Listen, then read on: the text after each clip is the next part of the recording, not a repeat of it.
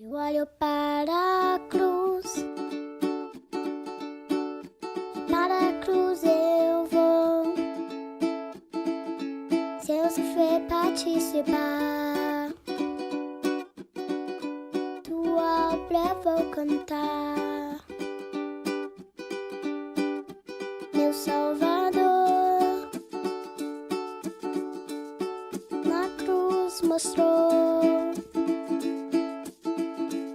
o amor do Pai, justo Deus. Pela cruz me chamou, gentilmente me atraiu e eu, sem palavras, me aproximo, quebrantado por seu amor.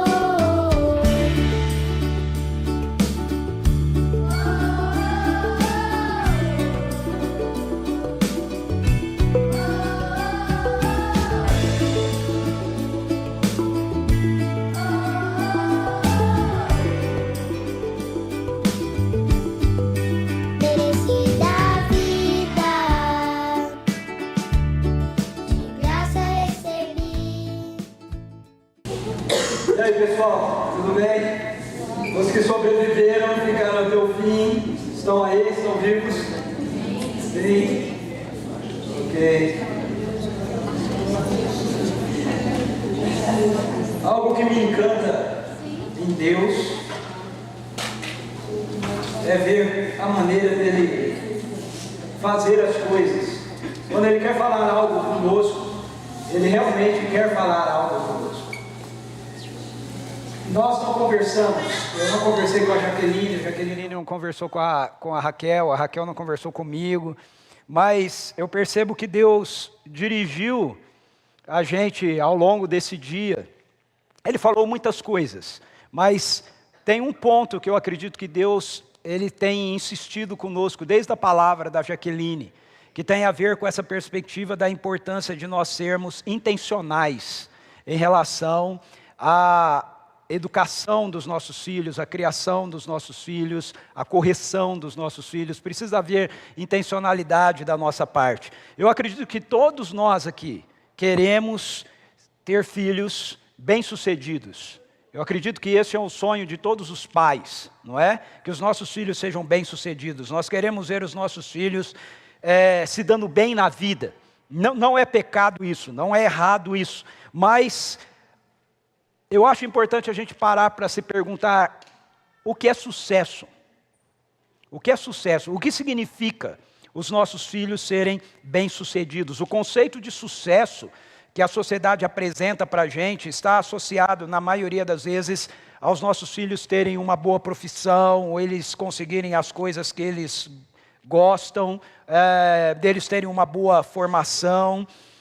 Para o mundo ter sucesso, muitas vezes é ter fama, é ter dinheiro, e por aí vai.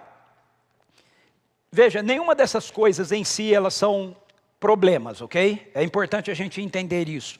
Deus quer que nós tenhamos uma vida bem-sucedida, mas o conceito de sucesso para Deus é algo bem diferente dessas coisas.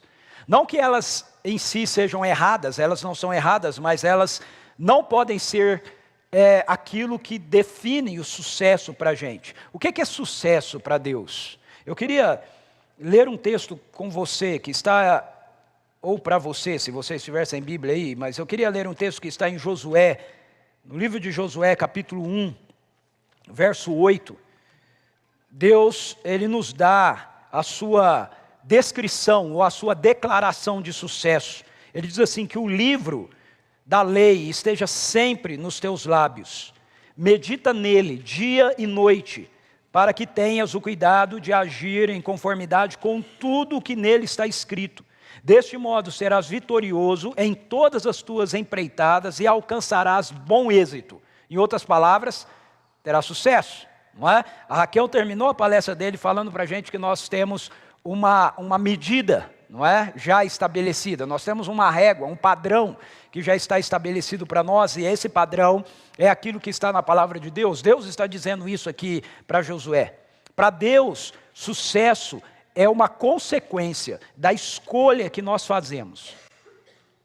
Nós temos sucesso quando nós medimos a nossa vida a partir da palavra de Deus, a partir daquilo que a palavra de Deus nos diz. Isso em relação a nós e isso em relação aos nossos filhos também. Por quê? Por que para sucesso para Deus tem a ver com essa questão de nós pautarmos a nossa vida por aquilo que a palavra dele nos diz? Veja, não é meramente por uma questão de nós estarmos sendo restritos, ok? Na nossa vida, no nosso estilo de vida. O Senhor, Ele quer que nós pautemos a nossa vida por aquilo que a palavra dele nos diz, porque isso vai nos dar o maior de todos os privilégios. Qual é o maior de todos os privilégios?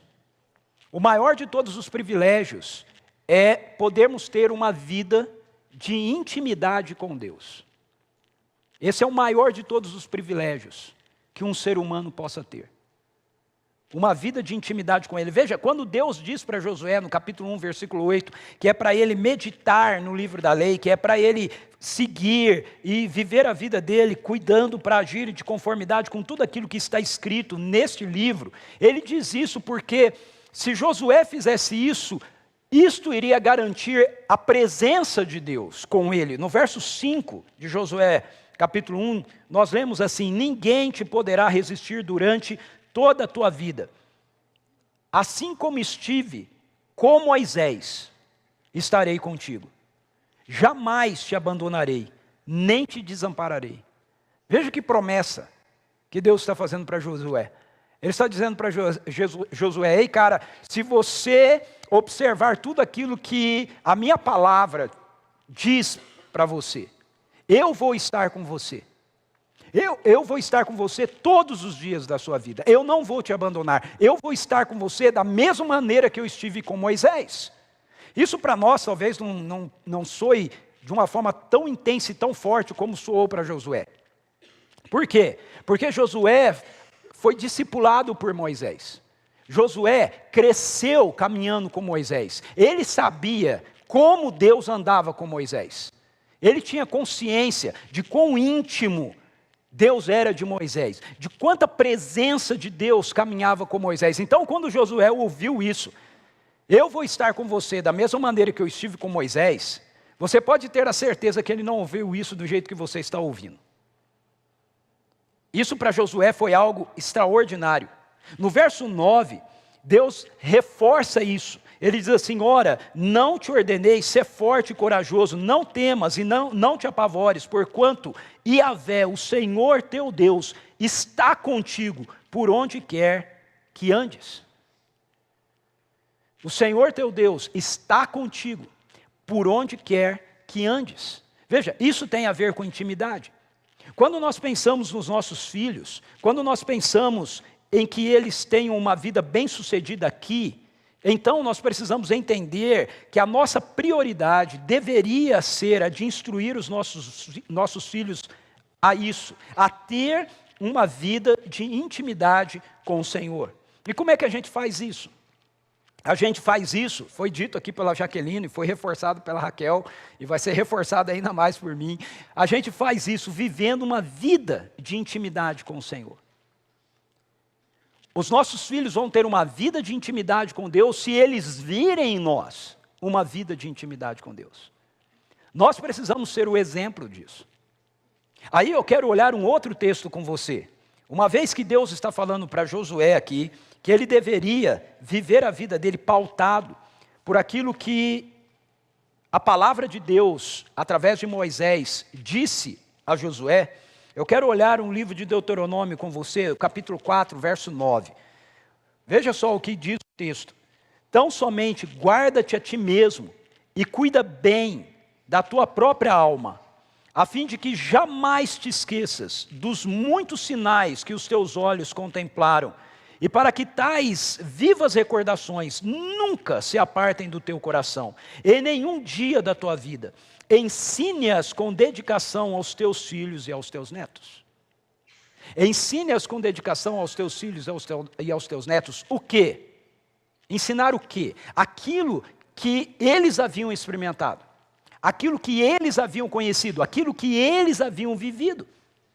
Então, para que a gente possa instruir os nossos filhos a uma vida de intimidade com Deus, nós precisamos ter uma vida de intimidade com Deus. Você não pode dar aquilo que você não tem. Eu não posso ensinar os meus filhos a terem uma vida de intimidade com Deus se eu não tiver uma vida de intimidade com Deus. Os meus filhos não vão ficar fascinados por Deus se eu não for fascinado por Deus. Se eu não tiver uma experiência com a presença dEle, com a realidade dEle na minha vida, eu não posso transmitir isso para os meus filhos. Então, para que a gente possa criar os nossos filhos em intimidade com o Senhor, a primeira coisa que nós precisamos fazer é construir nós mesmos uma vida de intimidade com Deus. E aí eu queria te perguntar, como é que você vê Deus? Como nós vemos Deus? Como nós vemos as histórias de Deus? Mas, como são as nossas histórias com Deus? Quais são as nossas expectativas quanto a Ele, quanto a Deus? Sabe, a Raquel falou aqui sobre terceirizar, né, os filhos, ok? Mas muitas vezes nós também terceirizamos a nossa relação com Deus. Muitas vezes nós não temos histórias nossas com Deus para contar para os nossos filhos. Nós contamos a história de outros. Às vezes, não que isso esteja errado, ok? Mas às vezes nós fundamentamos aquilo que a gente tem para falar nas Escrituras, e as Escrituras é a palavra de Deus, e nós contamos as histórias desses homens e dessas mulheres que viveram com Deus nas Escrituras, muito bom, mas veja, esses homens e essas mulheres que viveram a vida deles com Deus nas Escrituras, são exemplos de como Deus quer se relacionar com a gente. O apóstolo Paulo diz, sede meus imitadores, como eu sou um imitador de Cristo. Aí nós dizemos assim, o apóstolo Paulo disse, sede meus imitadores como eu sou de Cristo. Mas veja, isso tinha que ser passado de geração a geração, você tinha que dizer para os seus filhos, ei, seja meu imitador, olhe para papai, olhe para mamãe. E me imite, porque eu estou imitando Jesus. Aquilo que eu estou fazendo tem a ver com aquilo que Jesus realiza. Tem a ver com aquilo que Jesus faz. Nós precisamos resgatar isso. Nós perdemos essa relação viva com as Escrituras. A Bíblia virou um livro de história para a gente. Sabe, não é que a gente não acredite em Deus, a gente acredita em Deus. E a gente diz assim, Ele é o mesmo ontem, hoje e eternamente. Mas só que na hora de nós vivenciarmos isso, então nós falamos a respeito de quem Deus é e do que Deus faz na história de outras pessoas. Veja, para que os nossos filhos cresçam numa vida de intimidade com o Senhor, eles precisam olhar para a nossa vida e eles precisam enxergar na nossa vida a presença de Deus. A nossa intimidade com Deus. As nossas expectativas com relação a Ele. Nós precisamos ter uma vida de busca pelo Senhor. Nós vimos aqui, foi mostrado pela doutora Raquel aqui, nós vivemos num mundo acelerado, cheio de coisas, não é? Um mundo hedonista e tudo mais. Veja, esse é um modelo que a sociedade tem para os nossos filhos. Onde eles vão encontrar um modelo diferente? Eles precisam ver esse modelo em nós. Sim, veja, eu não quero descartar de forma alguma as Escrituras, vocês estão me entendendo, mas as Escrituras, elas precisam ser carne em nós. Elas precisam ser uma realidade em nós. Para que eles possam ver dentro dessa sociedade, modelos concretos daquilo que eles leem aqui.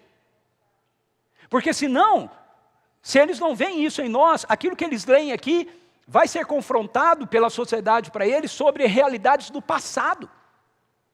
Isso não faz mais sentido hoje.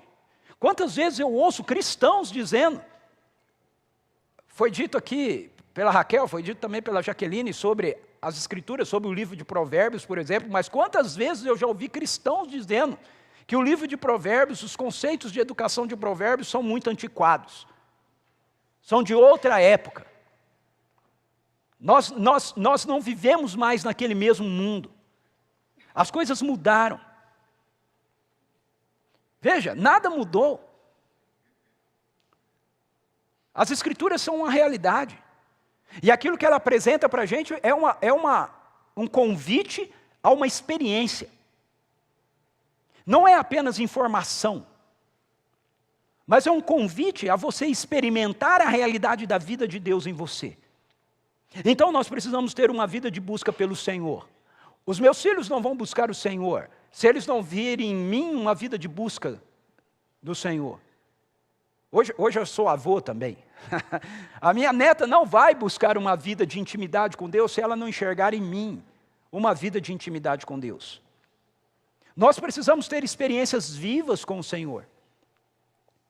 Sabe, eu não sei como isso é para você, mas para mim, todas as vezes que eu lia as Escrituras e todas as vezes... Eu sou um estudioso dos avivamentos, ok? Eu gosto muito de ler sobre avivamentos, estudar sobre avivamentos. Eu sempre fui inconformado de ler sobre as coisas que acontecem nos avivamentos, com aquelas pessoas, com aqueles homens, e aí eu olhava para a igreja, hoje olho para mim e falo, Senhor, cadê esses negócios? Onde é que está esse negócio? Eu quero ver isso. Eu quero ver esses negócios acontecendo. Eu leio as Escrituras e as Escrituras, veja, são as Escrituras que me contam essas coisas, ok? Eu acredito na Bíblia como minha única regra de fé e prática.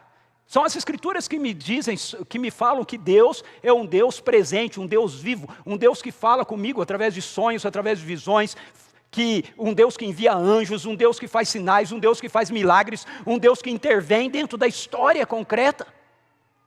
Aí eu olho muitas vezes para a minha vida ou para a vida da igreja, e a gente não vê nenhuma dessas coisas, e aí a gente diz assim, essas coisas não acontecem mais hoje.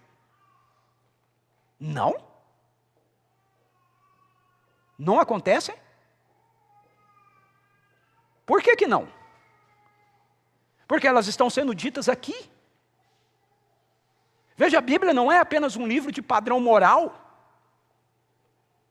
A Bíblia é a respeito da realidade do reino de Deus, que foi trazido a nós através da presença de Jesus pelo poder do Evangelho. Jesus ressuscitou e Ele está vivo.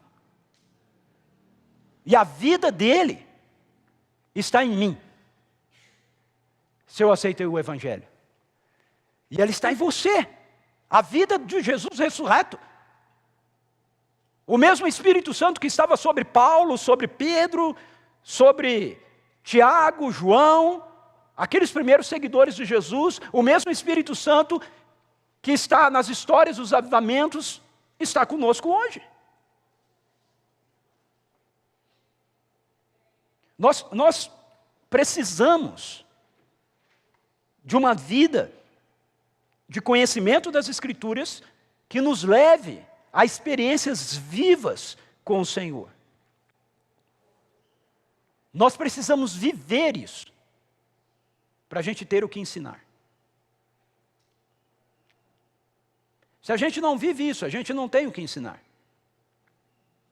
Sabe, muitos de nós, pais, nos preocupamos com os nossos filhos chegarem na universidade, na faculdade. Não são poucos cristãos que conversam comigo sobre isso.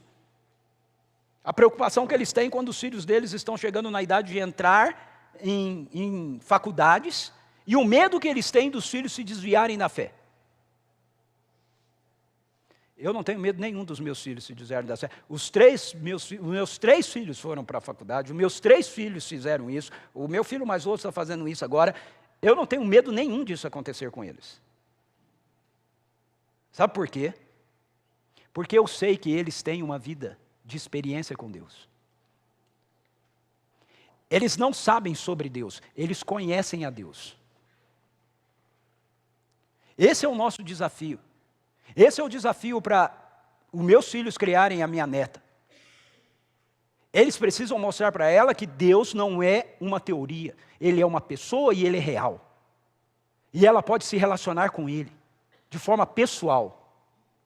Assim como esses homens e essas mulheres desse livro aqui. Aqui na nossa comunidade, na nossa igreja, com Mães em Missão, e com o nosso Ministério de Crianças, o Espaço Kids, e com Conexão, esse tem sido o alvo do nosso coração. Nós queremos levantar uma geração onde cada criança experimente uma vida real com Jesus. Não saiba sobre Ele, o conheça. O conheça, não apenas histórias sobre, a experiência com a vida dele. Os nossos filhos irão valorizar aquilo que nós valorizamos. Não é? Pode olhar, na maioria das vezes é assim. Quando o pai valoriza muito carro, o filho também gosta de carro. Nenhum dos meus 3 filhos gostam de moto, porque eu não gosto de moto. Então eles não gostam de moto. Os meus 3 filhos, apesar do Yuri nunca ter treinado karatê, mas os meus filhos gostam de karatê, porque eu gosto de karatê. Eu treinei karatê muitos anos na minha vida, então eles gostam de karatê. Os nossos filhos tendem a valorizar aquilo que nós valorizamos. Então eu pergunto para você, quanto nós valorizamos da presença de Deus? Porque os nossos filhos vão valorizar a presença de Deus, se nós valorizarmos a presença de Deus. Quanto isso é valioso para nós? O que nós mais ansiamos e perseguimos em nossa vida? É pela face de Deus? Veja, o homem que está escrevendo essa porção das escrituras que eu li é Moisés. Moisés tem uma história bem interessante. Ele, aos 40 anos de idade, sai do Egito e ele vai para o deserto. E ele vive 40 anos no deserto. E quando ele se encontra a primeira vez com Deus, eu acho que a maioria de nós aqui conhece a história, né? Foi quando Deus aparece para ele numa sarça ardente. E ele diz assim, Moisés, Moisés, descalça as sandálias dos pés, porque a terra que estás é terra santa. Eu sou o Deus de seus pais, Abraão, Isaque e Jacó. E quando Moisés fica sabendo que quem está falando com ele, através daquela sarça, é Deus, ele cobre o seu rosto. O texto nos diz que Moisés cobre o rosto, ele fica com medo de olhar para Deus. Aí, Deus o envia para libertar o povo. Ele vai lá, depois de uma discussão com Deus, vamos queimar a etapa aqui, né? Depois de uma discussão com Deus, ele acaba sendo convencido por Deus que ele tem que ir libertar o povo do Egito. Ele vai lá, liberta o povo do Egito, leva o povo do Egito pelo caminho do deserto, por 40 anos. Aí, à medida que ele vai andando com o povo no deserto, ele vai crescendo na relação de intimidade dele com Deus. Até que a gente chega em Êxodo capítulo 33. Quando a gente chega em Êxodo capítulo 33, Moisés começa a falar com Deus, ele diz assim, Senhor, se o Senhor não for comigo, não me envie, eu não quero sair desse lugar. Se o Senhor não for, não adianta anjo, não adianta ninguém, eu não quero ir. E aí Deus disse para ele, não Moisés, eu vou com você. E aí Moisés veio, opa, o negócio está bom. Aí ele fala assim, Senhor, se vais comigo, então mostra-me o teu favor. Ele falou, ok Moisés, eu vou mostrar para você o meu favor. Eu vou perdoar esse povo, e etc. E Moisés falou, opa, o negócio realmente está bom. Aí ele diz, então Senhor, deixe-me ver a tua face. Olha que interessante. Moisés, quando Deus falou com ele a primeira vez, ele teve medo de olhar para Deus. Ele teve medo da presença de Deus. Ele escondeu a face dele, de Deus. Cobriu o seu rosto. Mas à medida que ele foi andando com Deus, e que ele foi caminhando com Deus, e que ele foi crescendo em intimidade com Deus, o que Moisés mais desejava era ver a face de Deus. Eu acho esse texto lindo, porque até aquilo que não é muito possível para Deus fazer por nós, Ele deseja fazer. Ele é um bom pai.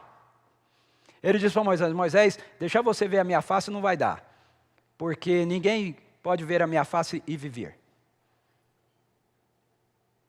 Lembre-se, Jesus não tinha morrido ainda, ok?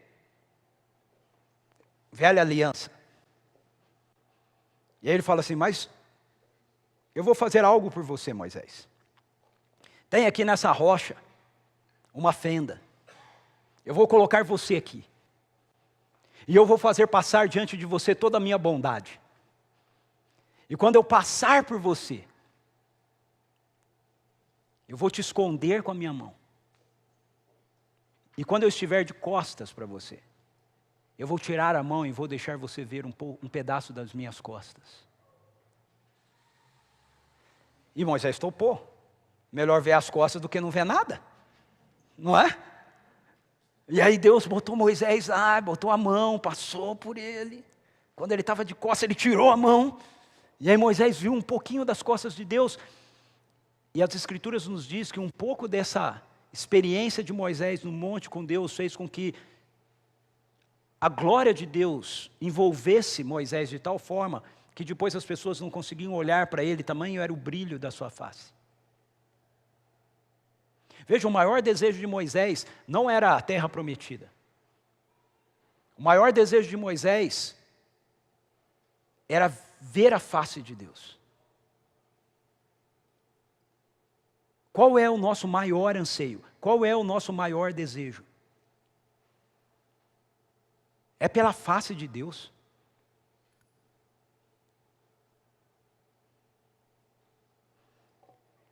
Jesus nos disse que o reino de Deus deveria ser a nossa prioridade máxima. Que nada deveria ser mais valioso para nós. Ele diz que o reino de Deus é como um tesouro escondido no campo, que quando uma pessoa encontra, ele vende tudo que ele tem e compra o campo. Que é como um negociante de pérolas de grande valor, que ele encontra uma pérola que é a pérola mais valiosa de todas, ele vende tudo que ele tem para que ele possa ter aquela pérola. Ele diz que isso tem a ver com o reino de Deus. O que ele quer nos ensinar? Ele quer nos ensinar que o reino de Deus é a realidade mais valiosa que nós podemos ter nessa vida. Ele não está falando do céu, ele está falando dessa vida. E o que tem a ver com a realidade do reino de Deus? O que é o reino de Deus? É o governo ativo de Deus em nós. É a experiência com a presença do próprio Deus em nós. Foi para isso que Jesus morreu. Jesus não morreu para levar você para o céu. Jesus diz, a vida eterna é esta, que te conheçam, o único Deus verdadeiro, e a Jesus Cristo a quem tu enviastes. Essa é a vida eterna. Vida eterna não é para o céu. Vida eterna é você conhecer a Deus. Você ter intimidade com Ele. O céu só é céu e só tem sentido porque Deus está lá.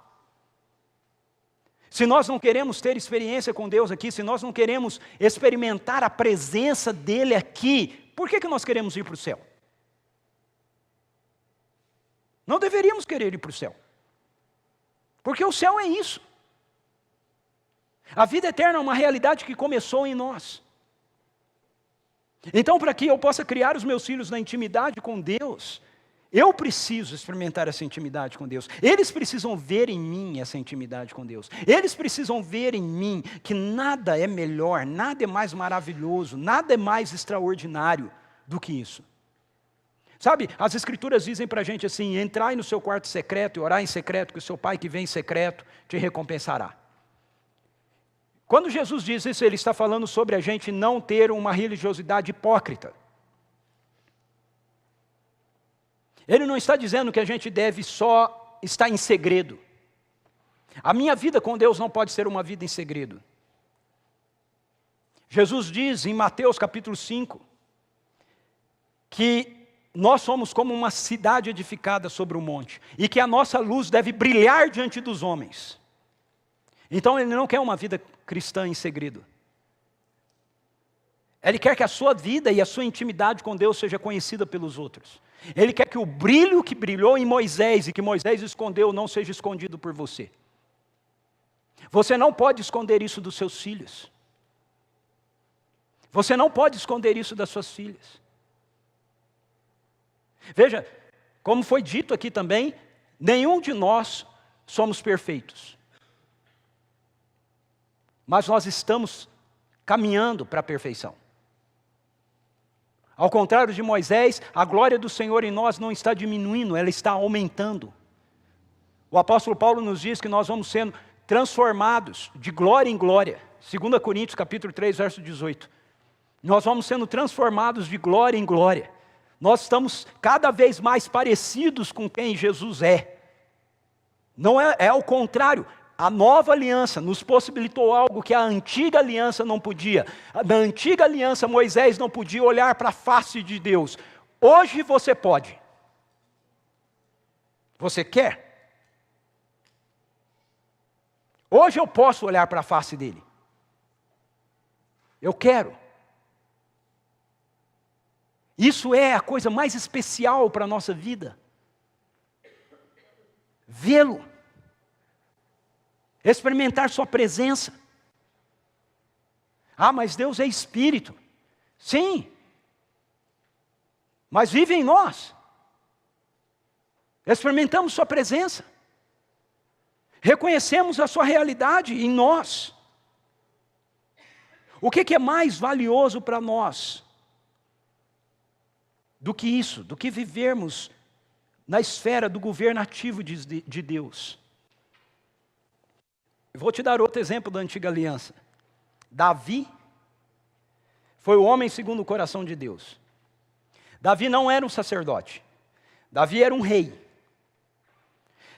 Quando Deus fez o sacerdote, o tabernáculo, ele estabeleceu o sacerdócio levítico, e entre os sacerdotes levíticos havia o sumo sacerdote. E no tabernáculo havia uma área chamada Santo dos Santos, onde ficava a Arca da Aliança, com a presença dos serafins sobre a arca. Somente o sumo sacerdote, somente uma vez no ano, podia entrar naquele lugar. Nenhum sacerdote podia. Só o sumo sacerdote podia. Não podia todo dia. Uma única vez no ano ele podia. Que era a Páscoa. E para entrar, ele tinha que fazer o incenso. Ele tinha que colocar o incenso para dentro do Santo dos Santos, para que o lugar ficasse cheio de fumaça. E então ele entrava. Os historiadores judaicos dizem que o sumo sacerdote entrava com uma corda amarrada no pé. Porque se ele morresse lá dentro, ninguém poderia entrar para tirá-lo. Então eles puxavam ele de volta com a corda.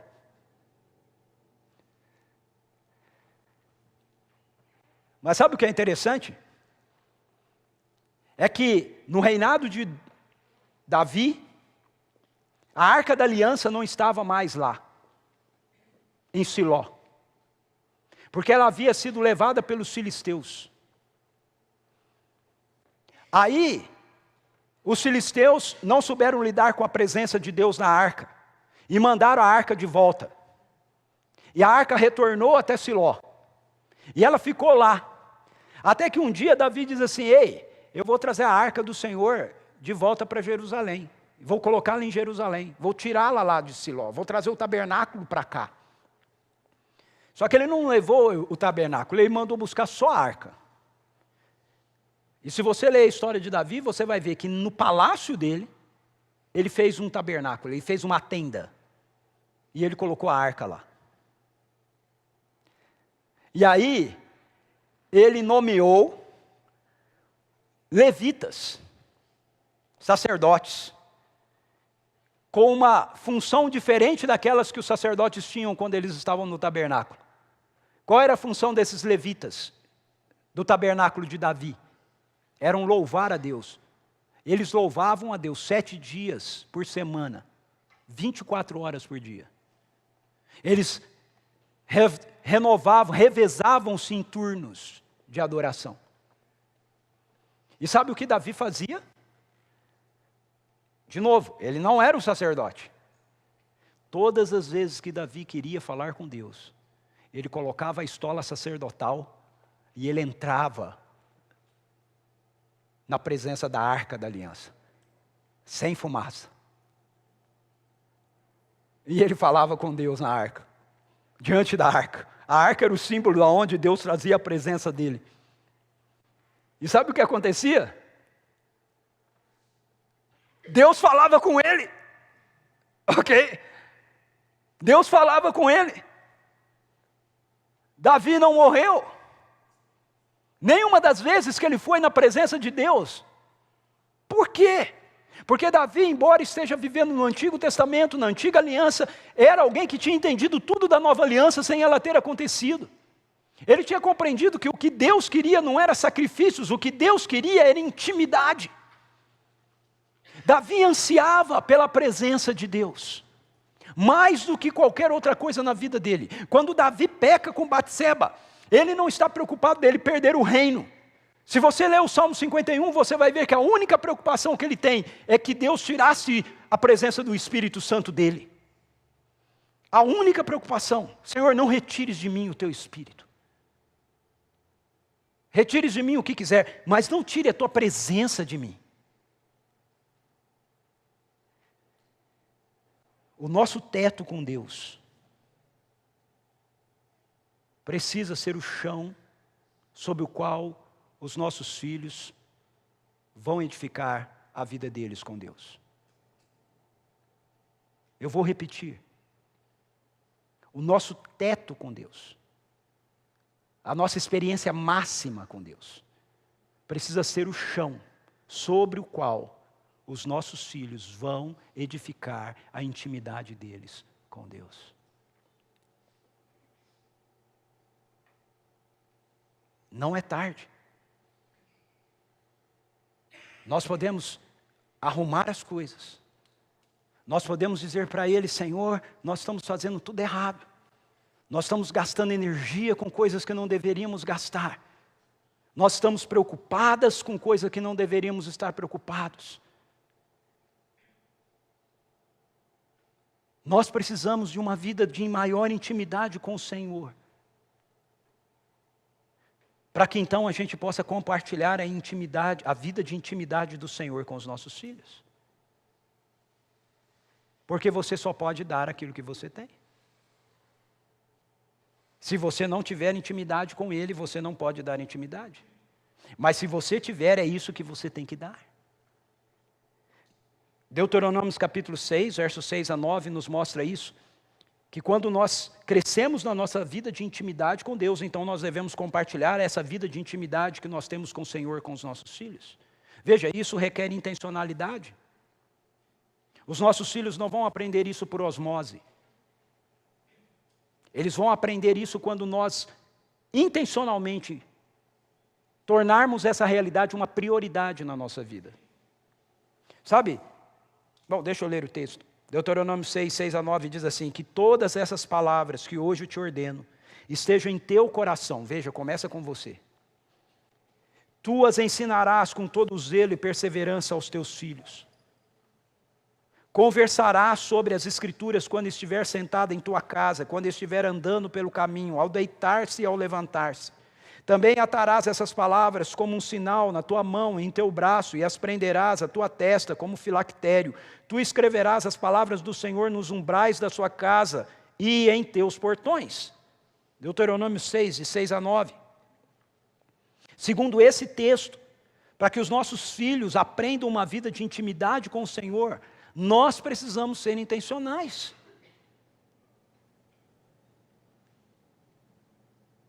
É muito importante nós cuidarmos dos vários aspectos da vida dos nossos filhos. Mas minha irmã e meus irmãos, nada deveria ser mais importante do que nós analisarmos a vida de intimidade deles com Deus. Sabe, nós ficamos preocupados sobre como eles estão indo na escola. E isso é bom. Mas qual é a nossa preocupação a respeito de quão íntimo eles têm sido de Deus? Com quanto eles têm se dedicado a um relacionamento com Deus? Mas é muito importante você entender que eu não estou falando aqui sobre método, ok? O que nós precisamos compartilhar não é um método. O que nós precisamos compartilhar não é uma doutrina. O que nós precisamos compartilhar com os nossos filhos é um relacionamento. Eles precisam olhar para nós e eles precisam ver a nossa vida de relacionamento com Deus. E eles precisam dizer, ei pai, como é que eu vivo isso? Ei mãe, como eu experimento isso? Como eu vivo essas coisas? Como eu chego aí? Como eu aprendo a ouvir a Deus? Como eu aprendo a discernir que é a voz dele que está falando comigo? Veja, o texto que eu li aqui de Deuteronômio 6 diz que eles deveriam ensinar todas essas palavras. O que são todas essas palavras? A essência de tudo que Deus nos diz não são regras. É o amor. A essência de tudo aquilo que Deus nos diz tem a ver com um relacionamento com Ele acima de qualquer outra coisa. Veja, Deuteronômio 6:2, sendo assim, tu, teus filhos e teus netos temerão a Yahvé, o Senhor teu Deus, e obedecerão a todos os seus estatutos e mandamentos que eu hoje vos ordeno, para que os guardes durante toda a vossa existência, a fim de que os teus dias sejam felizes e se prolonguem na terra.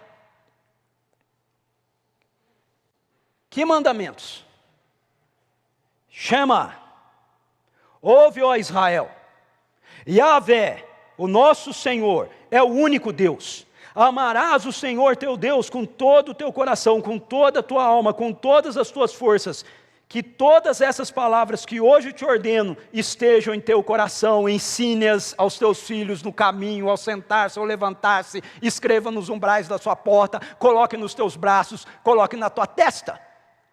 Que palavras! Amar o Senhor. Jesus diz, aquele que me ama, guarda os meus mandamentos. Não é uma questão de regra, não é uma questão de lei, é uma questão de amor. É uma questão de amor. Quanto nós amamos a Deus. Sim, Ele nos amou de tal maneira que nos deu o seu Filho unigênito. Ele já fez a parte dele. A questão agora é quanto eu respondo a isso. Quanto eu o amo. Quanto mais eu amo, mais eu desejo transmitir quem Ele é para os meus filhos. Quanto mais eu experimento do seu amor e respondo ao seu amor, mais eu desejo que os meus filhos saibam disso, experimentem isso, vivam isso. Mas veja, quando não há intencionalidade, o relacionamento se perde e as palavras se tornam apenas regras.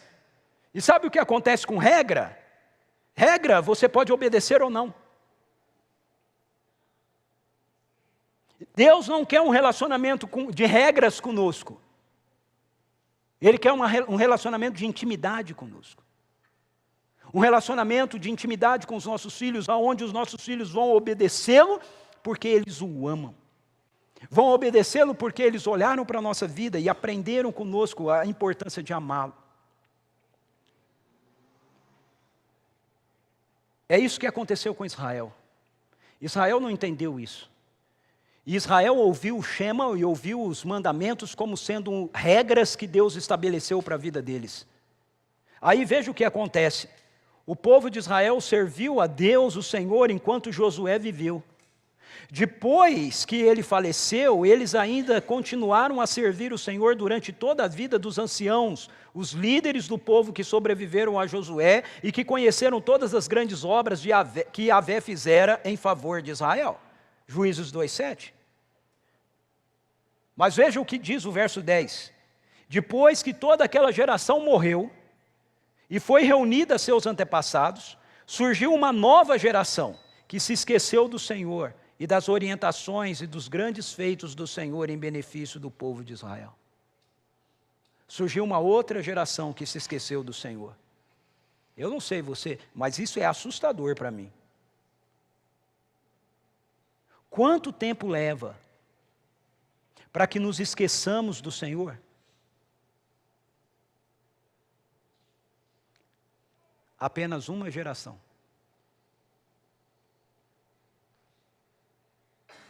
apenas uma geração. Se a geração dos meus filhos não transmitirem para minha neta o que eles receberam de mim, ela vai se esquecer do Senhor. Uma geração. Josué transmitiu o que ele recebeu do Senhor para os anciãos. Os anciãos viveram baseados no que eles receberam, mas eles não transmitiram para a próxima geração. A geração seguinte não tinha intimidade com o Senhor. Preste atenção, eles tinham as palavras, mas eles não tinham a presença. Hoje em dia, muitos de nós temos tido a palavra, mas não temos tido a presença. E quando nós temos a palavra sem intimidade, ela só é regra. Ela pode ser obedecida ou não. Mas quando eu tenho intimidade, ela é Jesus impresso aqui. Ela é Deus impresso aqui. Eu quero amá-lo, eu quero honrá-lo. Apocalipse 19:10 diz: adora a Deus, porquanto o testemunho de Jesus é a essência da profecia. Na tradução da NVI diz assim: adore a Deus, o testemunho de Jesus é o espírito de profecia. Então veja, nós instruímos os nossos filhos na intimidade do Senhor, quando nós ensinamos a eles que o Espírito Santo é Deus, e que Ele quer se relacionar conosco, para poder fazer com que a vida deles, na vida deles, haja as mesmas realidades que eles vão ler nesse livro aqui. As mesmas. A Bíblia diz, em Atos 2,17, nos últimos dias, diz o Senhor, derramarei do meu espírito sobre todos os povos.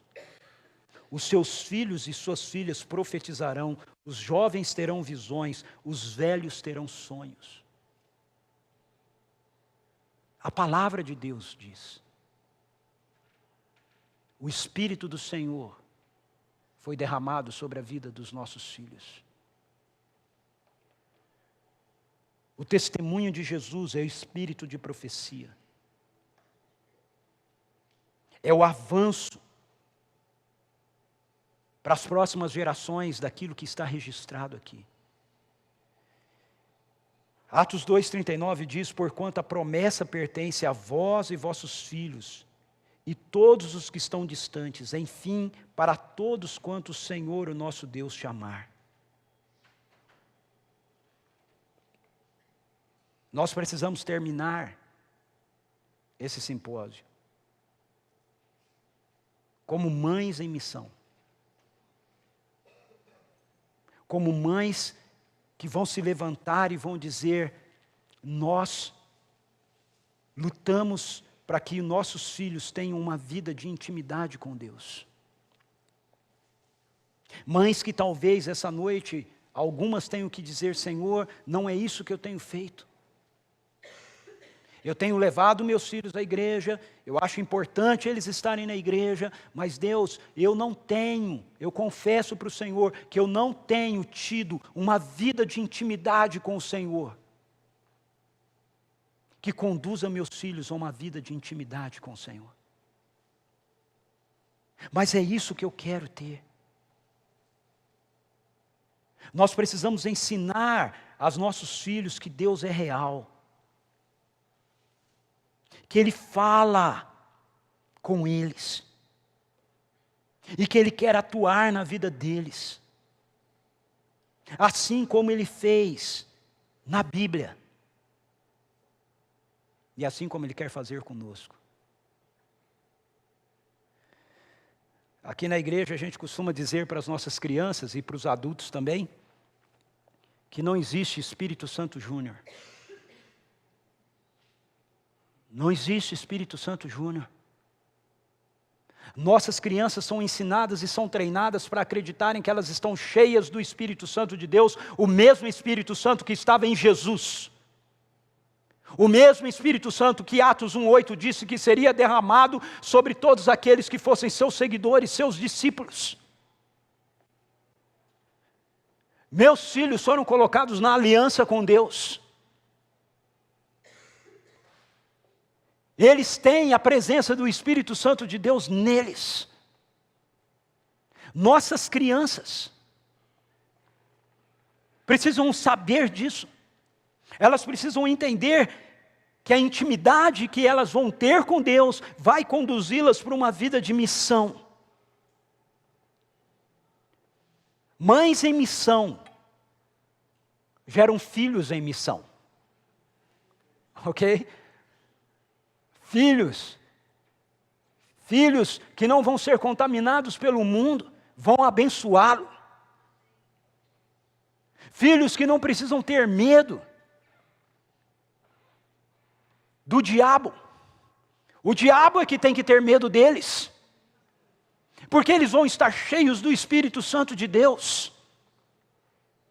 Filhos que vão andar na autoridade do Senhor.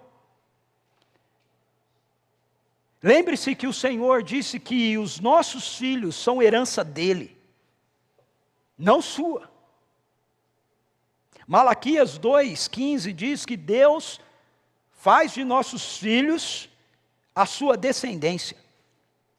Você já viu esse texto? Não viu? Lê lá, Mães em Missão precisa ler esse texto. Os nossos filhos são a descendência de Deus. Seus filhos, minha querida irmã, é a resposta de Deus para um mundo em trevas, para um mundo em caos. Nós precisamos treiná-los numa vida de intimidade com o Senhor, uma vida de intimidade tal que eles possam dar péssimos dias para o diabo. Péssimos dias. Que ele olha e fala, lá vem aqueles meninos de novo.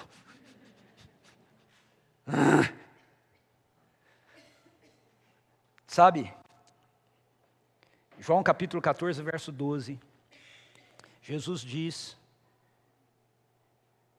que aqueles que são seus seguidores fariam as mesmas obras que ele e obras maiores ainda fariam. Por muito tempo na minha vida, eu cresci ouvindo dentro da igreja que eu participo, não essa aqui, a igreja que eu faço parte, denominação que eu faço parte. Não sei se todos aqui são presbiterianos, mas ouvindo dentro da igreja presbiteriana, que essas obras maiores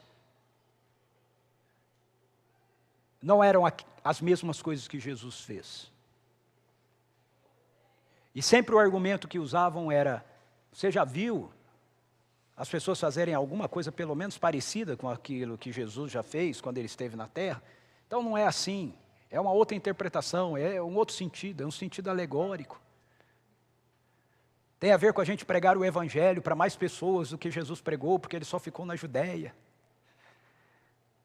Mas aí eu comecei a estudar a Bíblia, a ler a Bíblia e a crescer em intimidade com o Senhor. E eu comecei a ver que isso não era verdade. Primeiro porque eu comecei a ver muitas das coisas que Jesus fazia começarem a ser feitas através de mim. Pessoas serem curadas, pessoas serem libertas, pessoas serem restauradas, do jeito que acontecia com Jesus através da minha vida.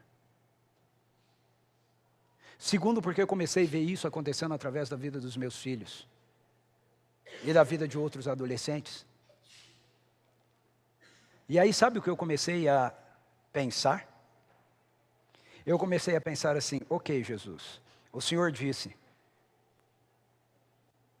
que nós faríamos obras como as que o Senhor fez e obras maiores do que essas a gente faria.